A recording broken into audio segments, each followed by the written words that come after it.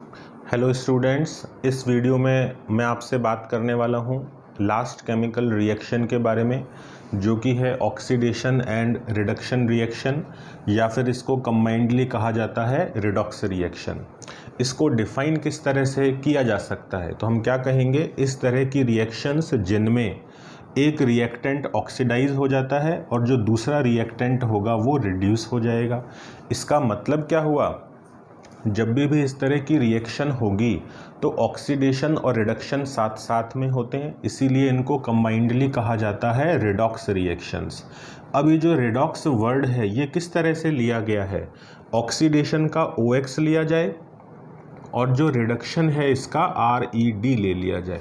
इनको जब हम कंबाइन करके मेंशन करेंगे तो आपका ये वर्ड बन जाएगा रिडॉक्स रिएक्शन। इसीलिए यहाँ पर लिखा हुआ है RED स्टैंड्स फॉर रिडक्शन, और जो OX वर्ड है वो स्टैंड करता है ऑक्सीडेशन के लिए।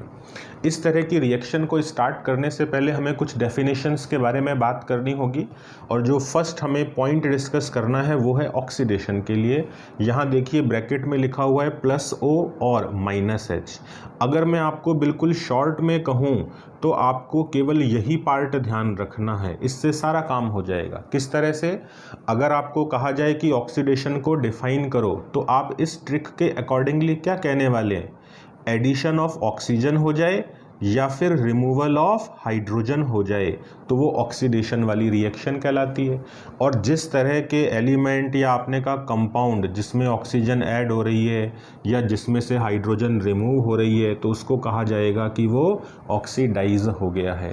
अगर हम इस ट्रिक का जस्ट रिवर्स कर दें तो हमें रिडक्शन की जो डेफिनेशन है वो देखने को मिलेगी। तो देखिए किस तरह से कहा हुआ है, एडिशन ऑफ हाइड्रोजन और रिमूवल ऑफ ऑक्सीजन। तो यहाँ +O था तो यहाँ पे हमें क्या कह देना है, -O, ऑक्सीजन रिमूव हो रही है। यहाँ -H है लेकिन यहाँ क्या कर दिया, +H, हाइड्रोजन ऐड हो रही है, तो उस कंपाउंड का हो जाएगा, आपने कहा रिडक्शन। और जिस कंपाउंड का रिडक्शन हो रहा है तो उसके लिए हम क्या कहेंगे कि वो रिड्यूस हो गया है। अब इसके अलावा दो टर्म्स हमें यहाँ और देखने को मिलती हैं, ऑक्सीडाइजिंग एजेंट और रिड्यूसिंग एजेंट। तो इसके लिए सिंपली आपको क्या ध्यान रखना है, ऑक्सीडाइजिंग एजेंट वो सब्सटेंसेस होते हैं जो किसी दूसरे कंपाउंड का या सब्सटेंस का ऑक्सीडेशन करा देते हैं, और जब दूसरे सब्सटेंस का ऑक्सीडेशन हुआ तो इटसेल्फ उनका खुद का क्या होने वाला है, रिडक्शन हो जाएगा। अगर आप कहेंगे कि रिड्यूसिंग एजेंट, तो इस तरह के सब्सटेंसेस जो सामने वाले कंपाउंड का रिडक्शन करा दें और खुद ऑक्सीडाइज हो जाएं, ये दोनों प्रोसेस जो हैं साथ में होने हैं। तो ये आप ध्यान रखिएगा। आपसे कई बार रिएक्शंस में पूछ लिया जाता है कि जो ऑक्सीडाइजिंग एजेंट है, रिड्यूसिंग एजेंट है, उनको आइडेंटिफाई कीजिए। तो आपको ये डेफिनेशन ध्यान होगी तो आप उसको आसानी से कर पाएंगे। अब बात करते हैं कुछ एग्जाम्पल्स के बारे में। तो देखिए एग्जाम्पल 1, इसमें कॉपर की रिएक्शन हो रही है ऑक्सीजन के साथ में, और कॉपर सेकंड ऑक्साइड जनरेट हो रहा है, या इसको लिखा जा सकता है क्यूप्रिक ऑक्साइड।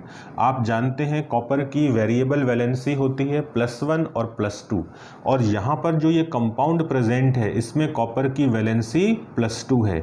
और जब ज़्यादा वैलेंसी वाला कंपाउंड होता है तो उसके लिए हम वर्ड काम में लेते हैं क्यूप्रिक।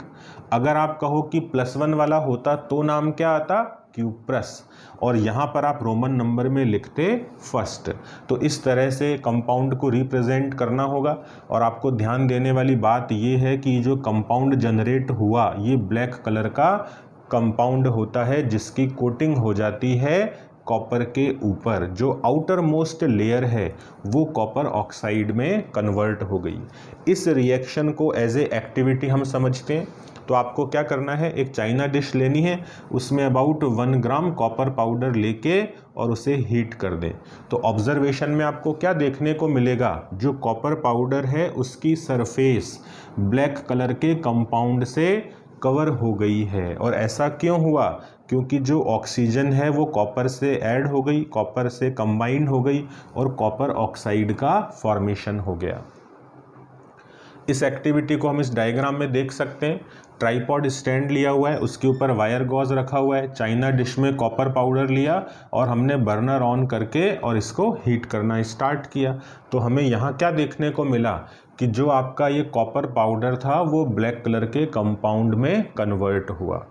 अब बात करते हैं सेकेंड एग्जाम्पल के बारे में, और इसमें आपको क्या बताया हुआ है, अगर कॉपर ऑक्साइड के ऊपर हाइड्रोजन गैस को पास कराया जाए, जैसा कि अभी हमने पिछली वाली रिएक्शन में देखा है, कॉपर ऑक्साइड प्रोड्यूस हुआ है, अगर इसके ऊपर हम हाइड्रोजन गैस पास करा रहे हैं तो हमें कॉपर वापस से मिल जाता है और ये वाटर जनरेट हो रहा है।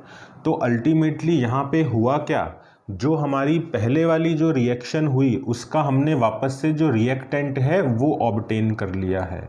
तो जो कॉपर ऑक्साइड है वो कन्वर्ट हो रहा है कॉपर में। तो यहाँ पे देखिए ऑक्सीजन प्रेजेंट है तो ऑक्सीजन रिमूव हो गई। तो रिमूवल ऑफ ऑक्सीजन क्या कहलाता है, रिडक्शन। लेकिन अगर आप H2 को देखें तो ये कन्वर्ट हो रहा है H2O में, तो यहाँ पर ऑक्सीजन ऐड हो रही है, तो ये हो गया ऑक्सीडेशन। इस रिएक्शन से हम क्या कह सकते हैं, ऑक्सीडेशन और रिडक्शन साथ साथ हो रहे हैं। आपसे कहा जाए कि कॉपर ऑक्साइड का रिडक्शन तो हुआ, लेकिन ये रिडक्शन करवाया किसने, तो हाइड्रोजन ने करवाया। तो हाइड्रोजन यहाँ पर एज ए रिड्यूसिंग एजेंट की तरह काम कर रहा है। आपसे कहा जाए कि हाइड्रोजन वाटर में कन्वर्ट हो रहा है, तो मतलब ऑक्सीडेशन हो रहा है। ऑक्सीडेशन किसने करवाया, तो वो ऑक्सीडेशन करवाया कॉपर ऑक्साइड ने। इसका मतलब जो कॉपर ऑक्साइड है वो यहाँ पर ऑक्सीडाइजिंग एजेंट की तरह काम कर रहा है। तो ये पॉइंट आप थोड़ा सा ध्यान रखेंगे, इम्पॉर्टेंट पॉइंट है। कई बार आपसे पूछ लिया जाता है, रिएक्शन दे देते हैं और कहते हैं आइडेंटिफाई कीजिए ऑक्सीडाइजिंग एजेंट कौन सा है, रिड्यूसिंग एजेंट कौन सा है। तो हमें ये ध्यान रखना है कि जो हमारा आंसर होगा उस केस में वो रिएक्टेंट में से ही होगा। इसी तरह का एक और एग्जाम्पल हम डिस्कस करते हैं। एग्जाम्पल 3 रिडॉक्स रिएक्शन का ही एग्जाम्पल है। यहाँ देखिए जिंक ऑक्साइड, इसकी कार्बन के साथ में रिएक्शन हो रही है, जिंक बन रहा है और साथ ही साथ कार्बन मोनोऑक्साइड गैस प्रोड्यूस हो रही है। यहाँ पर जिंक ऑक्साइड कन्वर्ट हो गया जिंक में, ऑक्सीजन हट गई, इसका मतलब रिडक्शन।